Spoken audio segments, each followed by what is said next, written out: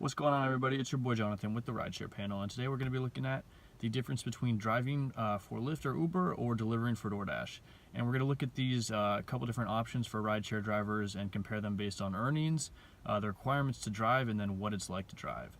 So a recent survey conducted by MIT found out that the average profit for rideshare drivers on Lyft and Uber nationwide is about $8.55 per hour.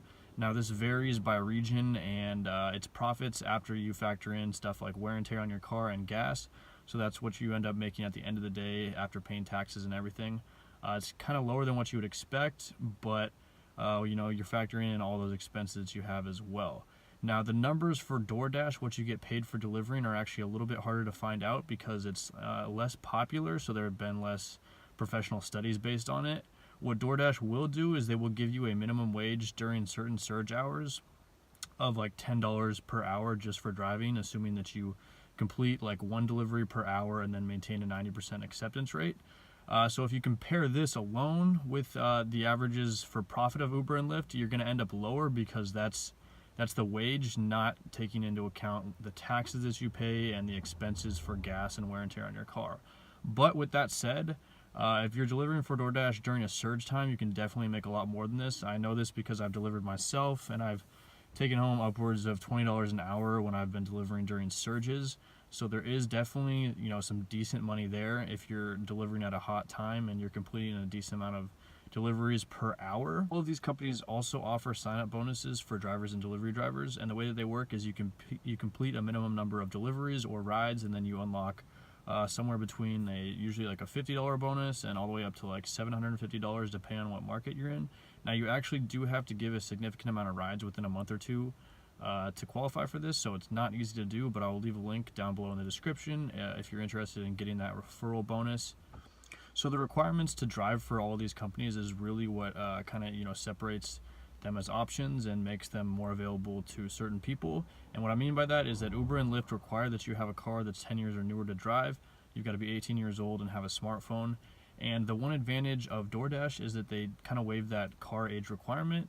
As long as you have a functioning car, you can drive for DoorDash. You're not keeping passengers in your car, so it's less important if you have a newer car. So those people with older cars can actually start delivering for DoorDash, and you actually don't need a car at all to deliver for DoorDash. You can deliver using a bicycle if you'd like.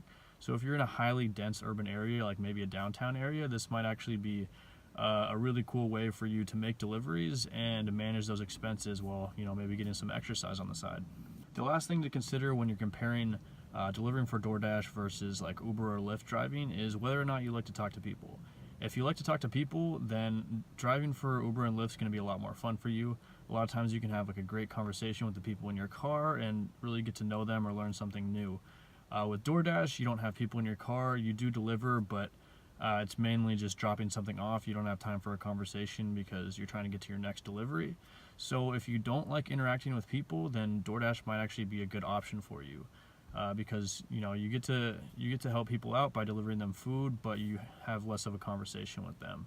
And the actual driving experience is really similar.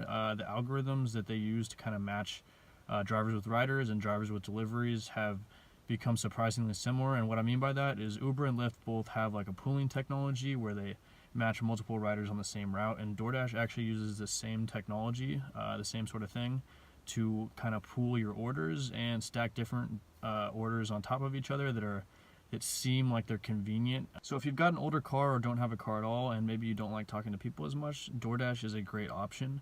But if you've got a newer car and you like hanging out with people, then Lyft or Uber are still cool ways to go. At the end of the day, none of these on-demand gigs are really full-time options. They're really a part-time thing that you can do on top of a job, or here and there. Maybe if you're out of a job looking for a new gig, you can hop on Lyft or Uber in the meantime. But really think of the big term picture, that these are kind of a means to an end and not something to invest a ton of your time and money into.